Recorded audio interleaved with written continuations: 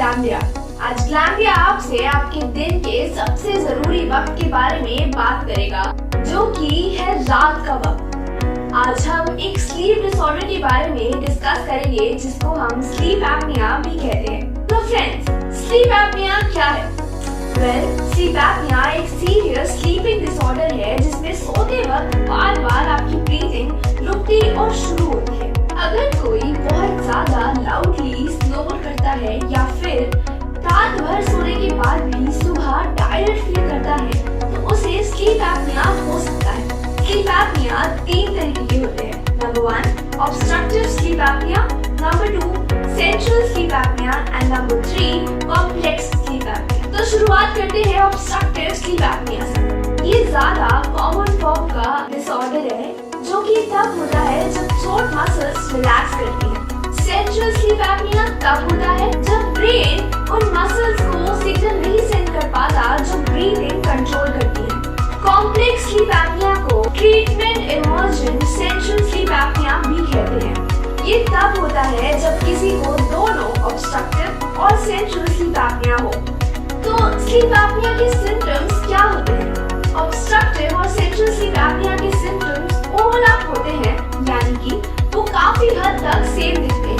इसलिए ये कभी कभार मुश्किल हो जाता है डिटरमाइन करना कि पेशेंट को किस तरीके का स्लीप एपनिया है। ऑब्स्ट्रक्टिव और सेंट्रल स्लीप एपनिया के कई तरीके के कॉमन सिम्टम्स होते हैं, जैसे कि लाउड स्नोरिंग एपिसोड्स जिसमें पेशेंट की सांस आनी सोते सोते रुक जाती है और कोई और उसे देखकर रिपोर्ट करता है, एयर के लिए गैस करना और ड्राई माउथ के साथ जागना, मॉर्निंग में हेडेक होना, सोने में डिफिकल्टी होना जिसे हम इंसोम्निया भी कहते हैं, दिन में स्लीपीनेस होना जिसे हम हाइपरसोम्निया कहते हैं, अटेंशन पे करने में डिफिकल्टी होना और लास्टली हर बात पे इरिटेट होना जिसे हम इरिटेबिलिटी भी कहते हैं। तो हमें कब डॉक्टर के पास जाने की जरूरत पड़ेगी? लाउड स्नोरिंग कोई सीरियस प्रॉब्लम इंडिकेट करती है, लेकिन हर कोई जो स्नोर करता है उसे स्लीप एपनिया नहीं होता।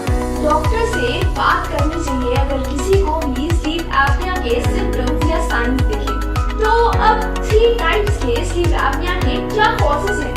First, obstructive sleep apnoea. ये तब होता है जब पेशेंट की थ्रोट के पीछे की मसल्स रिलैक्स हो जाती हैं। ये muscles triangular piece of tissue जो कि हैंग करता है सॉफ्ट पैलेट या यूबुला से साइड वॉल्स और टंग को सपोर्ट करते हैं। जब ये मसल्स रिलैक्स होती हैं, तो एयरवे नैरो क्लोज हो जाती है ब्रीदिंग करने पर। पेशेंट को इनफ एयर नहीं मिल पाती है, जिससे ऑक्सीजन लेवल ब्लड में कम हो जाता है। ब्रेन सेंस कर लेता है पेशेंट के इनएबिलिटी ऑफ ब्रीदिंग को और थोड़ी देर के लिए नींद से जगा देता है, ताकि पेशेंट एयरवे रीओपन करे। इस टाइप का जागना काफी कम समय के लिए होता है, इतना कम कि पेशेंट को याद ही ना रहे। पेशेंट स्नॉट, चोक या फिर गैस्प करता है। ये पैटर्न कुछ 5 से 30 टाइम्स तक रिपीट होता है या उससे भी ज्यादा हर घंटे या पूरी रात, जिससे पेशेंट स्लीप के डीप रेस्टफुल फेजेस तक नहीं पहुंच पाता। Moving on to central sleep apnoea. ये less common form of sleep apnoea है, जो तब होता है जब ब्रेन ब्रीदिंग मसल्स को सिग्नल्स नहीं ट्रांसफर कर पाता। इसका मतलब ये है कि पेशेंट कुछ देर तक कोई एफर्ट नहीं ले पाता ब्रीथ करने के लिए। पेशेंट जाग सकता है सांस ना लेने की वजह से या फिर सोने में भी दिक्कत हो सकती है। तो अब इन दोनों डिसऑर्डर्स के रिस्क फैक्टर्स क्या हैं? स्लीप एपनिया किसी को भी इफेक्ट कर सकती है, इनफैक्ट बच्चों को भी, लेकिन कुछ फैक्टर्स इसके होने के रिस्क को बढ़ा सकते हैं। ऑब्स्ट्रक्टिव स्लीप एपनिया के कई रिस्क फैक्टर्स होते हैं। Number 1 access wait. Obesity sleep apnoea के रिस्क को इंक्रीज कर देती है। फैट डिपॉजिट्स अपर एयरवे के अराउंड ब्रीदिंग को ऑब्स्ट्रक्ट कर देता है। नंबर 2 नेक सर्कमफ्रेंस। जिन लोगों का नेक सर्कमफ्रेंस ज्यादा होता है, उनके एयरवेज नैरो हो जाते हैं, जिसकी वजह से एयर का पाथवे ब्लॉक होने लगता है। नंबर 3 अ नैरोड एयरवे। पेशेंट का थ्रोट जीन्स की वजह से भी नैरो हो सकता है। टॉन्सिल्स और एडेनॉइड एयरवेज को ब्लॉक कर सकती हैं, स्पेशली बच्चों के केस में। Number 4, being mail. मेल्स को 2 to 3 टाइम्स ज्यादा चांसेस होते हैं फीमेल से स्लीप एपनिया होने के, लेकिन वुमेन के चांसेस बढ़ जाते हैं अगर वो ओवरवेट हो या फिर उनका मेनोपॉज पीरियड स्टार्ट होने वाला हो। Number 5, being older. Sleep apnoea older adults को ज्यादातर होता है। Number 6, family history. अगर आपकी फैमिली में से किसी को भी स्लीप एपनिया है तो आपके भी स्लीप एपनिया होने के चांसेस बढ़ जाते हैं। Number 7, use of sedatives, alcohol या फिर ट्रैंक्विलाइजर्स। ये सब्सटेंसेस थ्रोट की मसल्स को रिलैक्स कर देते हैं, जिसकी वजह से ऑब्स्ट्रक्टिव स्लीप एपनिया और भी बुरा हो जाता है। Number 8, smoking. स्मोकर्स को नॉन स्मोकर्स की कंपैरिजन में 3 टाइम्स ज्यादा चांसेस होते हैं स्लीप एपनिया होने के। वो इसलिए क्योंकि स्मोकिंग अमाउंट ऑफ इंफ्लेमेशन और फ्लूइड रिटेंशन को इंक्रीज कर देती है। Number 9, nasal congestion. अगर आपको नाक से सांस लेने में दिक्कत है, फिर चाहे वो एनाटॉमिकल प्रॉब्लम हो या फिर एलर्जी से, तो उन्हें ऑब्स्ट्रक्टिव स्लीप एपनिया डेवलप करने के ज्यादा चांसेस होते हैं। Number 10, medical conditions. Congestive heart failure, high blood pressure, type 2 diabetes और पार्किंसन डिजीज कुछ कंडीशंस हैं जो कि ऑब्स्ट्रक्टिव स्लीप एपनिया के रिस्क को बढ़ा देती हैं, जैसे कि polycystic ovary syndrome, hormonal disorders, prior strokes और क्रॉनिक लंग डिजीजेस जैसे कि एस्थमा भी रिस्क इंक्रीज कर देता है। सेंट्रल स्लीप एपनिया के भी कई रिस्क फैक्टर्स होते हैं।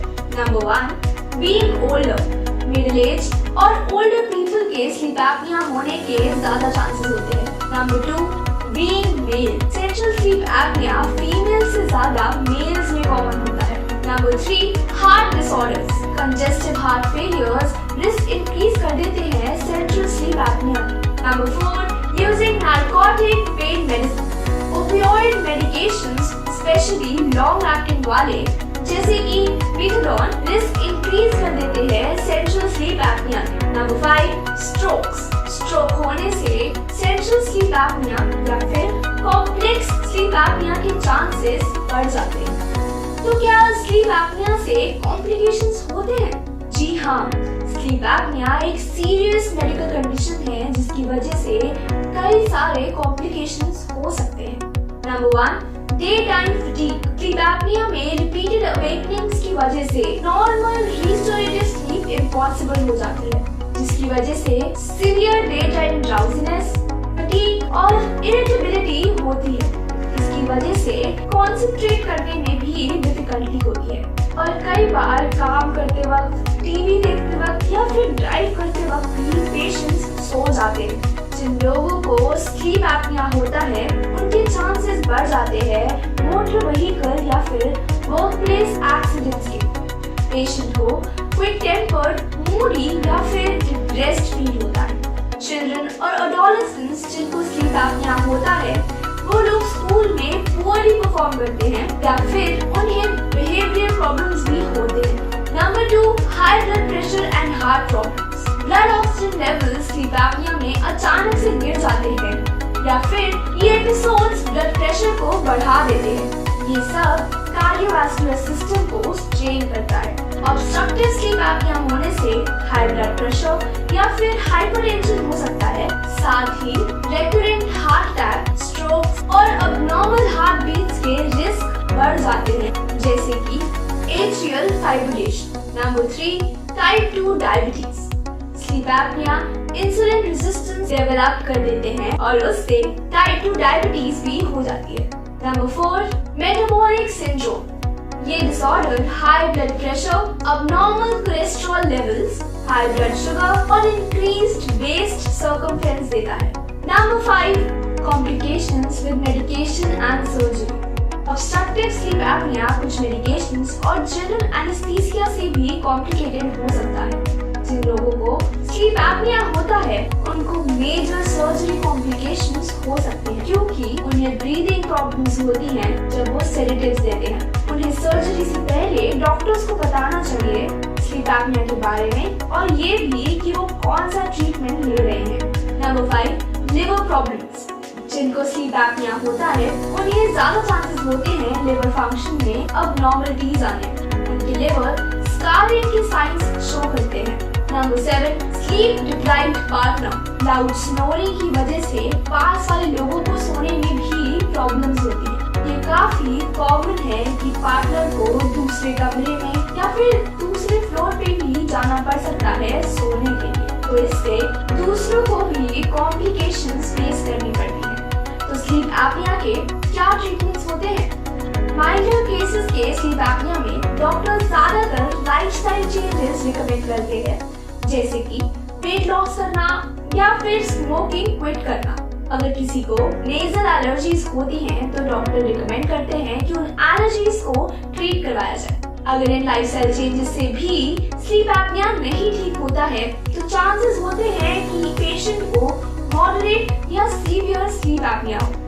इसके लिए कई ट्रीटमेंट्स अवेलेबल हैं। कुछ डिवाइसेस हेल्प करती हैं ब्लॉक्ड एयरवे को ओपन करने में और रेयर केसेस में सर्जरी जरूरी हो जाती है। ये डिवाइसेस हैं continuous positive airway pressure CPAP, variable positive air pressure BPAP, adaptive servo ventilation ASV और सप्लीमेंटेड ऑक्सीजन भी कुछ केसेस में हेल्पफुल होती है। तो फ्रेंड्स, आई होप आप लोगों को सारे सिम्टम्स और साइंस स्लीप एपनिया के मालूम हो गए होंगे। अगर आपको या फिर आपके किसी भी फैमिली मेंबर्स को ये स्लीप एपनिया के साइंस और सिम्टम्स नजर आ रहे हैं तो अपने डॉक्टर से जरूर कंसल्ट करें। अगर आपको ये वीडियो अच्छी लगी हो तो do hit the like button and do not forget to subscribe our channel Glandia। और अगर आपको ऐसी और भी वीडियोस चाहिए तो do hit the bell icon ताकि आप कोई भी नोटिफिकेशन Glandia से मिस ना करें। आप लोगों से फिर मुलाकात होगी, तब तक के लिए अपना ख्याल रखिए और अपनों का भी।